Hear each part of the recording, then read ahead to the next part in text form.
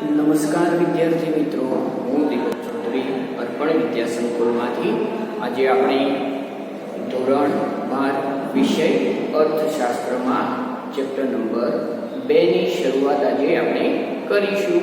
Chapter number 1 આપણે પૂર્ણ કર્યું. હવે ચેપ્ટર નંબર 2 માં આજે પાર્ટ 1 ની અંદર ચેપ્ટર નંબર 2 પાર્ટ 1 ભાગ 1 ની અંદર આજે આપણે ક્વેશ્ચન છે આર્થિક વિકાસ એટલે શું?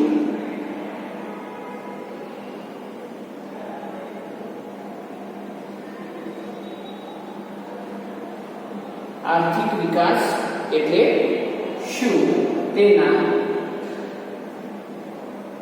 લક્ષણો, ચર્ચો.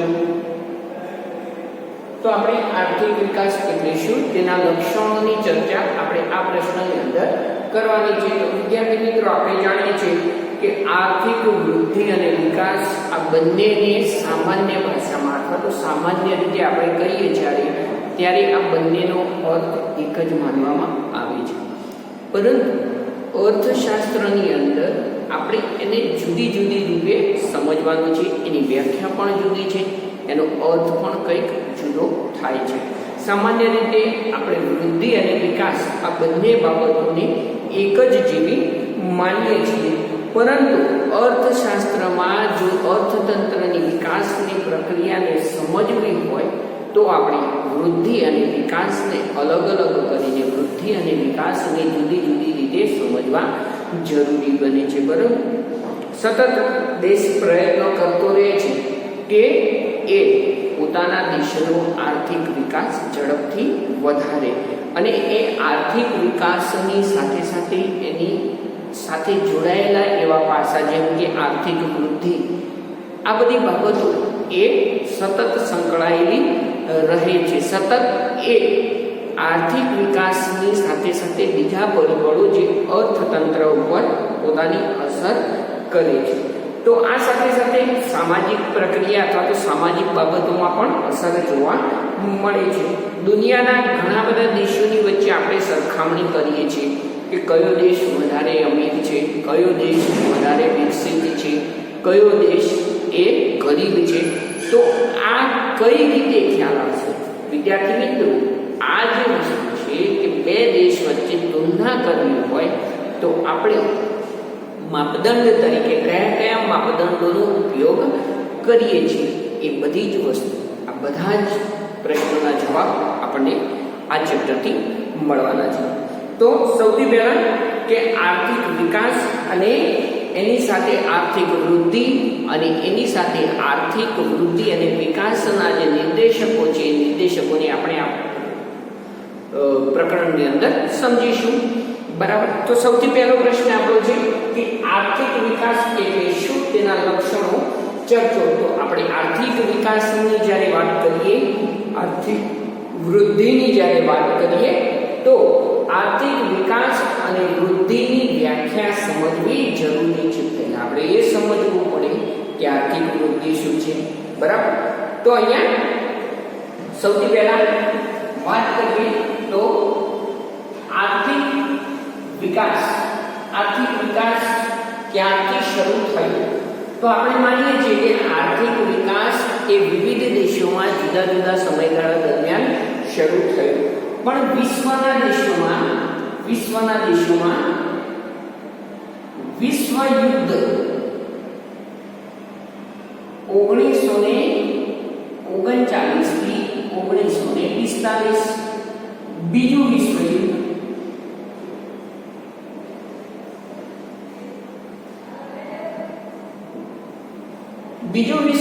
થયું.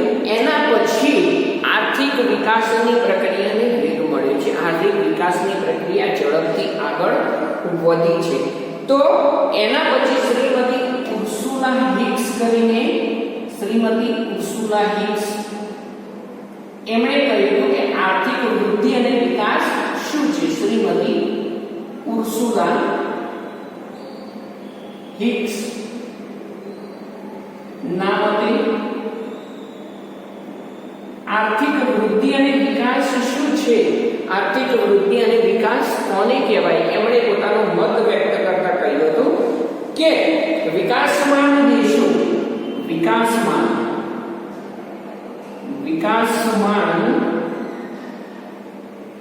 દેશો પોતાની આર્થિક પ્રગતિ કરે અથવા પોતાના આર્થિક પ્રશ્નોના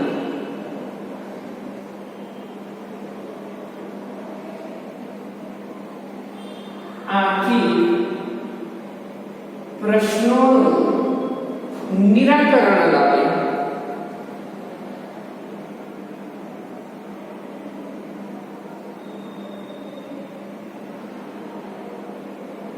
તેને જે વિકાસમાન દેશો છે તે પોતાના આર્થિક પ્રશ્નોનું નિરાકરણ લાવે તેને આપણે વિકાસ કહીશું. અને વિકસિત દેશો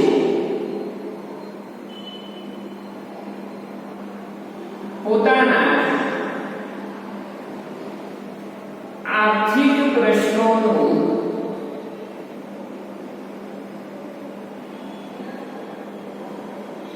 નિરાકરણ લાવે તેને આર્થિક વૃદ્ધિ કહીશું.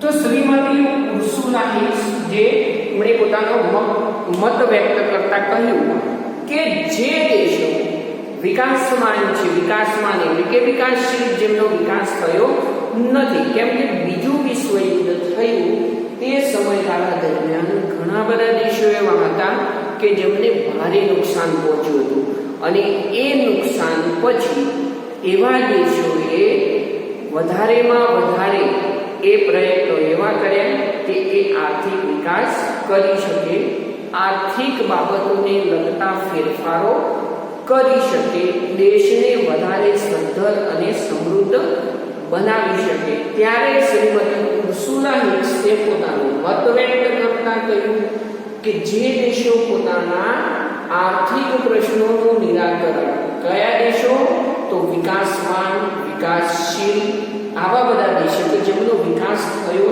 નથી એવા વિકાસમાન દેશો પોતાના આર્થિક પ્રશ્નોનું નિરાકરણ લાવતા હોય તો તેને આર્થિક વિકાસ કહીશું. જ્યારે વિકસિત દેશો એટલે કે જેમનો વિકાસ થઈ ગયો છે, જેમને હવે વિકાસ કરવાનો બાકી રહ્યો નથી, તો એવા વિકસિત દેશો કયા? અમેરિકા છે, બ્રિટન છે, આ બધા વિકસિત દેશો છે કે જે ધનવાન દેશો છે, સંપત્તિવાળા દેશો છે. તો એવા વિકસિત દેશો જ્યારે આર્થિક પ્રશ્નોનું નિરાકરણ લાવે છે, આર્થિક પ્રશ્નો જે ઉદ્ભવે છે એ આર્થિક પ્રશ્નોનું નિરાકરણ લાવે ત્યારે તેને આર્થિક વૃદ્ધિ તરીકે ઓળખી શકાય છે. બરાબર. તો હવે આપણે આર્થિક વિકાસ અને આર્થિક વૃદ્ધિ આ બંને બાબતોને આ ચેપ્ટરમાં સમજવાની છે. એમાં સૌથી પહેલા આપણો પ્રશ્ન છે આર્થિક વિકાસના અર્થ આપી તેના લક્ષણો. તો આપણે આર્થિક વિકાસનો અર્થ સમજીશું.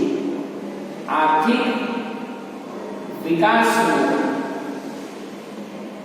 અર્થ, આર્થિક વિકાસનો અર્થ શું થાય છે, તેની વ્યાખ્યા શું છે એ આપણે આ પ્રશ્નની અંદર ચર્ચા કરવાની છે. તો સૌથી પહેલું વ્યાખ્યાઓ, વિવિધ અર્થશાસ્ત્રીઓ દ્વારા વ્યાખ્યાઓ આપવામાં આવી છે તે વ્યાખ્યાઓની ચર્ચા કરીશું. એમાં સૌથી પહેલી વ્યાખ્યા, આર્થિક વિકાસ એ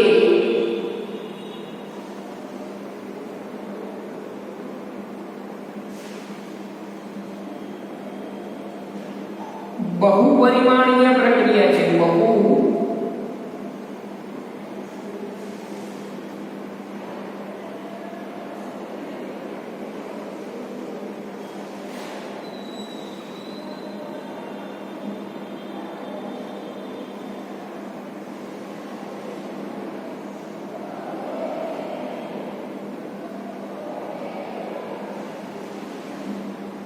તો અહીંયા સૌથી પહેલી વ્યાખ્યા આપણને આપી માઇકલ ટોડેરોએ. એમણે કહ્યું કે આર્થિક વિકાસ એ બહુપરિમાણીય પ્રક્રિયા છે. હવે આર્થિક વિકાસની જે પ્રક્રિયા છે એ કોઈ એક બાબતમાંથી અથવા તો એક પાસાને લઈને થઈ જતી નથી. અહીંયા વિદ્યાર્થી મિત્રો પરિમાણ આપેલું છે, બહુપરિમાણીય. તો પરિમાણનો અર્થ થાય છે માપન કે માપવું.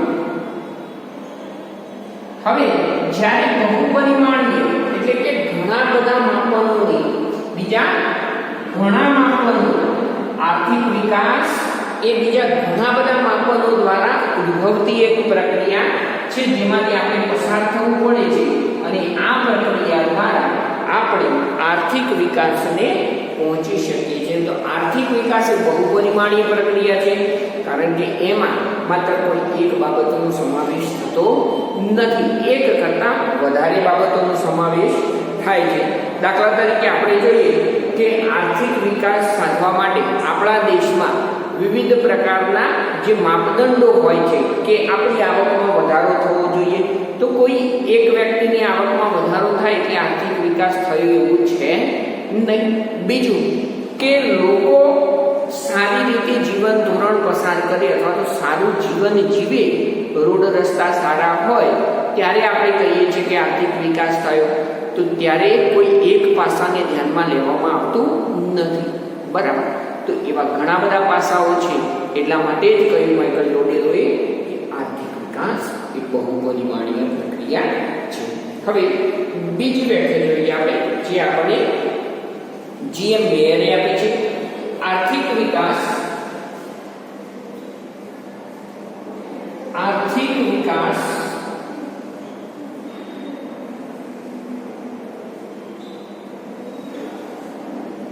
એવી પ્રક્રિયા છે, આર્થિક વિકાસ એવી પ્રક્રિયા છે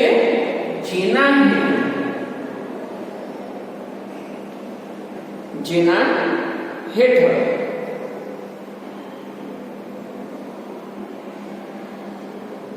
ગરીબી રેખા નીચે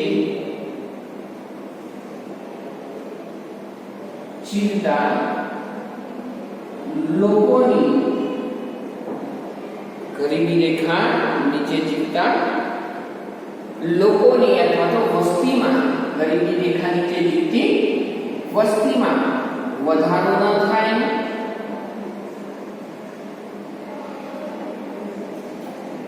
અને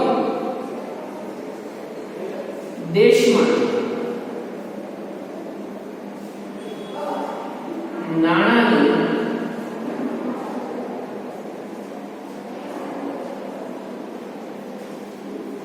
વહેંચણી અથવા તો દેશમાં આવકની વહેંચણી, દેશમાં આવકની વહેંચણી વધુ અસમાન ન બની, આવકની વહેંચણી વધુ અસમાન ન બનવી જોઈએ. આર્થિક વિકાસ એવી પ્રક્રિયા છે જે ગરીબી રેખા નીચે જીવતા લોકોની સંખ્યા વધવી ન જોઈએ અથવા તો ગરીબી રેખા નીચે જે વસ્તી છે વસ્તીમાં વધારો ના થાય. બીજું, આવકની અસમાનતા વધુ ધારણ ન કરે, વધુ અસમાન ન બને તે શરતોમાં રહી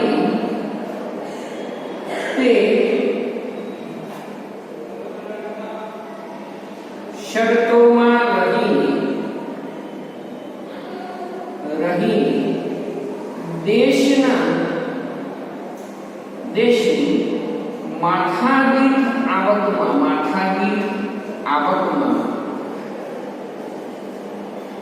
માથાદીઠ આવકમાં શું થાય છે?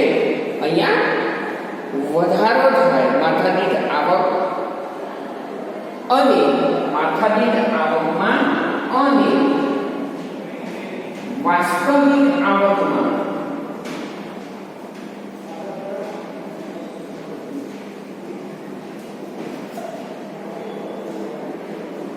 લાંબા ગાળે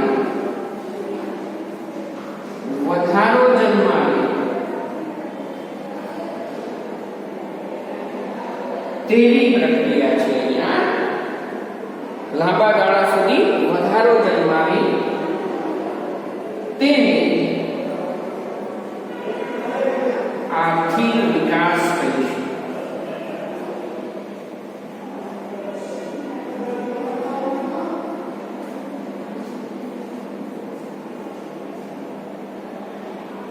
તો અહીંયા આર્થિક વિકાસની આ વ્યાખ્યા જી એન્ડ મેયર અર્થશાસ્ત્રીએ આપી છે આપણને. જી એમ મેયરે આપી વ્યાખ્યા, અને જી એમ મેયરે કહ્યું કે આર્થિક વિકાસ એવી પ્રક્રિયા છે જે હેઠળ ગરીબી રેખામાં જે લોકો જીવન જીવે છે. ગરીબી રેખા એટલે શું?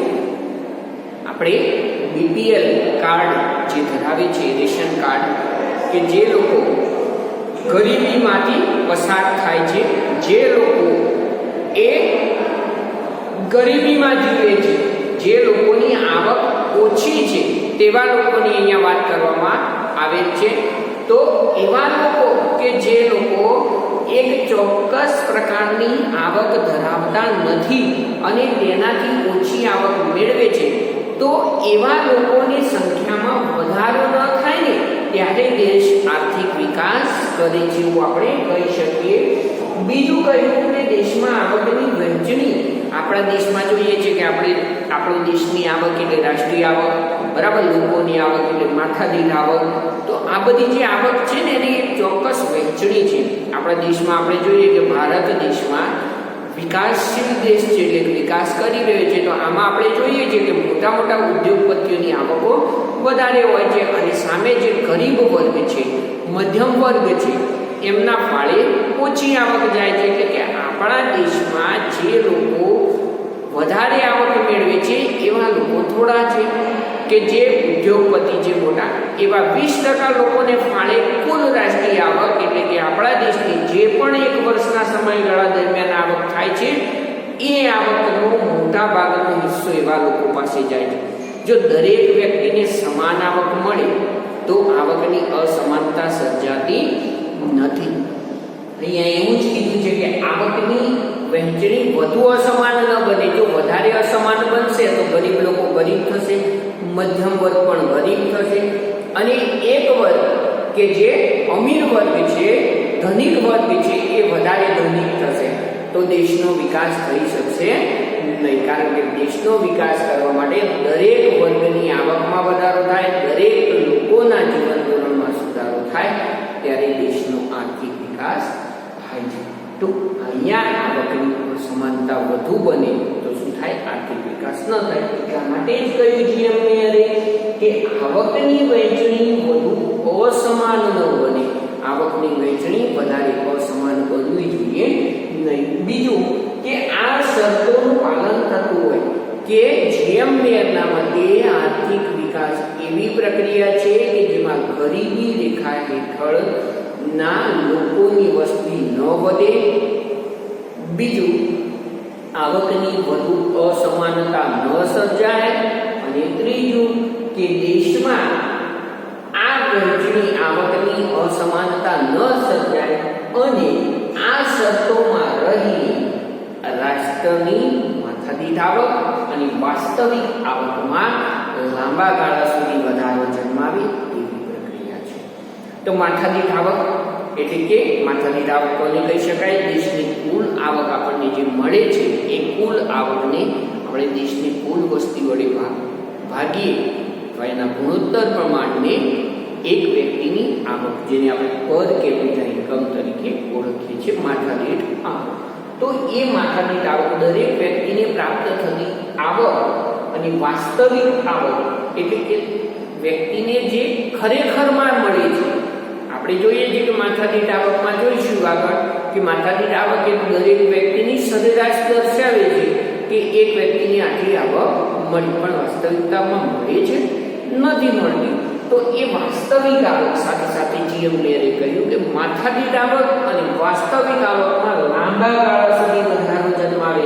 જો ટૂંકા ગાળામાં એક વર્ષ માટે બધા લોકોની આવકો વધે તો કંઈ આપણા દેશે આર્થિક પ્રગતિ સાધી લીધી છે એવું નક્કી થતું નથી. માટે આપણે લાંબા ગાળા સુધી વધારો જન્માવાની જે પ્રક્રિયા છે ને એને આર્થિક વિકાસ તરીકે ઓળખવામાં આવે છે. હવે વિદ્યાર્થી મિત્રો આપણે ત્રીજી વ્યાખ્યા જોઈએ કે જે આપણને મેકલબ દ્વારા આપવામાં આવી છે. ત્રીજી વ્યાખ્યા આર્થિક વિકાસની.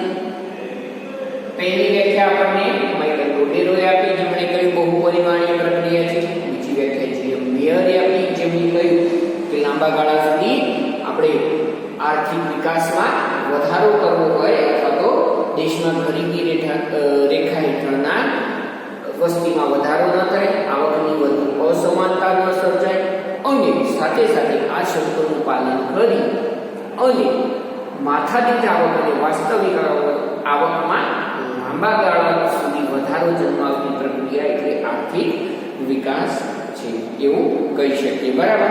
હવે મેકલબે કહ્યું કે વસ્તી સ્થિર હોય કે સતત વધતી હોય. વસ્તી સ્થિર કે સતત વધતી હોય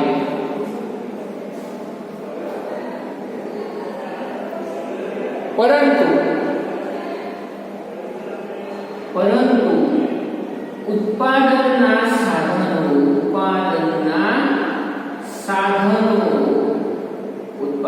સાધનોની વાત કરવામાં આવી છે. વિદ્યાર્થી મિત્રો, જે 11મા ધોરણમાં આપણે શીખીને આવ્યા ઉત્પાદનના સાધનો, જમીન, મૂડી, શ્રમ અને નિયોજક, આ 4 સાધનોની વાત કરવામાં આવી છે કે ઉત્પાદનના જે સાધનો છે તથા ઉત્પાદનની રીતમાં ઉત્પાદનના સાધનો તથા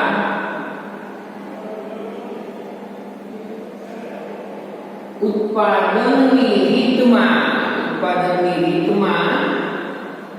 ફેરફાર થતો હોય. ઉત્પાદનની રીતમાં ફેરફાર જન્માવતી પ્રક્રિયા છે. ફેરફાર જન્માવતી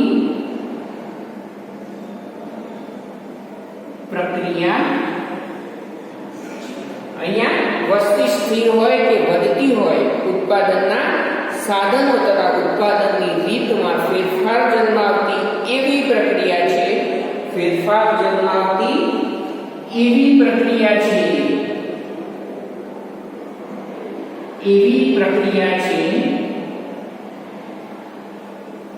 જેના દ્વારા અથવા જેને લીધે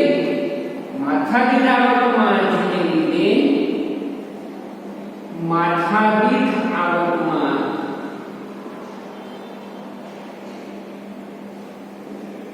સતત વધારો થતો હોય, સતત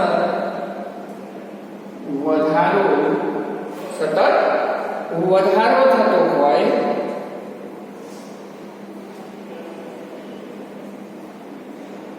અને લોકોનું જીવન ધોરણ વધારો થતો હોય અને લોકોનું જીવન ધોરણ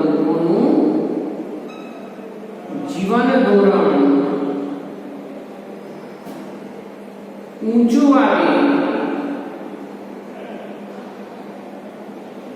લોકોનું જીવન ધોરણ ઊંચું આવતું હોય તો ઊંચું આવે તેને આર્થિક વિકાસ કહે છે.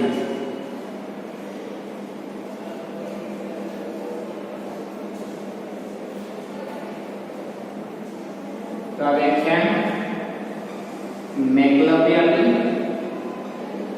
મેકલબે આપણને કહ્યું કે વસ્તી સ્થિર કે સતત વધતી હોય. વસ્તી શું હોય? સ્થિર કે સતત વધતી હોય, પરંતુ ઉત્પાદનના કયા સાધનો? જમીન, મૂડી, શ્રમ અને નિયોજક. તો જમીન, મૂડી, શ્રમ અને નિયોજક, આ 4 સાધનો અને ઉત્પાદનની વિવિધ પદ્ધતિઓ છે. તો એ પદ્ધતિમાં ફેરફાર પામતો હોય, જન્માવતી પ્રક્રિયા છે, ફેરફાર થતો હોય એવી એક પ્રક્રિયા છે જેને લીધે માથાદીઠ આવકમાં સતત વધારો થતો હોય અને લોકોનું જીવન ધોરણ ઊંચું આવે. ઉત્પાદનની પદ્ધતિઓ, મૂડી પ્રધાન પદ્ધતિ, શ્રમ પ્રધાન પદ્ધતિ, તો આ બધી પદ્ધતિઓમાં ફેરફાર થાય અને અહીંયા મેકલપે કહ્યું કે લોકોની આવકમાં વધારો થાય અને લોકોનું જીવન ધોરણ સુધરે. કેમ કે માથાદીઠ આવક કોની વધશે? દરેક વ્યક્તિની વધશે. તો દરેક વ્યક્તિની આવકમાં વધારો થાય અને સાથે સાથે શું થાય છે? લોકોનું જીવન ધોરણ પણ સુધરે, લોકોનું આરોગ્ય સારું રહે, લોકોને સારી ભૌતિક સુખ સુવિધાઓ પ્રાપ્ત થાય. આ બધી પ્રક્રિયા શેના દ્વારા થવી જોઈએ? તો ઉત્પાદનના સાધનો અને ઉત્પાદનની પદ્ધતિમાં ફેરફાર થવાના કારણે. તો એવી પ્રક્રિયાને આપણે શું કહીશું? આર્થિક વિકાસ કહીશું. આર્થિક વિકાસ વસ્તી વધતી હોય કે સ્થિર હોય, અહીંયા વસ્તીમાં વધારો થતો હોય કે સ્થિર રહે, એનાથી મેકલપે આપણને સમજાવ્યું નથી કે વધતી હોય કે સ્થિર હોય, પણ આપણને એ કહ્યું છે કે વધતી હોય અથવા સ્થિર હોય એનાથી કઈ જ ફરક નથી પડતો. પરંતુ વસ્તીમાં સતત વધારો થતો હોય તો પણ અને વસ્તી સ્થિર રહેતી હોય તો પણ ઉત્પાદનના સાધનો અને ઉત્પાદનની પદ્ધતિઓમાં ફેરફાર જન્મ આપતી એવી પ્રક્રિયા છે કે જેનાથી માથાદીઠ આવકમાં વધારો થાય અને લોકોના જીવન ધોરણમાં સુધારો થાય, તો તેને આર્થિક વિકાસ તરીકે ઓળખવામાં આવે છે. તો અહીંયા વિદ્યાર્થી મિત્રો આપણે કહી શકીએ કે દેશની રાષ્ટ્રીય આવક લાંબા ગાળા સુધી, દેશની રાષ્ટ્રીય આવક જે છે ને એ લાંબા ગાળા સુધી સ્થગિત અને સ્થિર થયું હોય તેવા દેશમાં રાષ્ટ્રીય આવકમાં વધારો કરી અને વૃદ્ધિ દરને જાળવી રાખવાની એક પ્રક્રિયાને આપણે આર્થિક વિકાસ તરીકે ઓળખી શકીએ. આ બધી વ્યાખ્યાઓ પરથી આપણે એવું નક્કી કરી શકીએ કે દેશમાં રાષ્ટ્રીય આવકનો વધારો કરવાનો છે કે જે દેશની રાષ્ટ્રીય આવક શું થઈ હોય? લાંબા ગાળાથી સ્થિર હોય અને એમાં વધારો કરવાની અને પછી વધારો કર્યા પછી એને જાળવી રાખવાની જે આખી પ્રક્રિયા છે એ પ્રક્રિયાને પૂર્ણ કરવામાં આવે ત્યારે આપણે એને આર્થિક વિકાસ કહીશું. બરાબર. હવે આર્થિક વિકાસના લક્ષણો. વિદ્યાર્થી મિત્રો, આર્થિક વિકાસના લક્ષણો છે એ આપણે બીજા લેક્ચરમાં જોઈશું, નેક્સ્ટ વિડિયો લેક્ચરમાં. ત્યાં સુધી ગુડ બાય.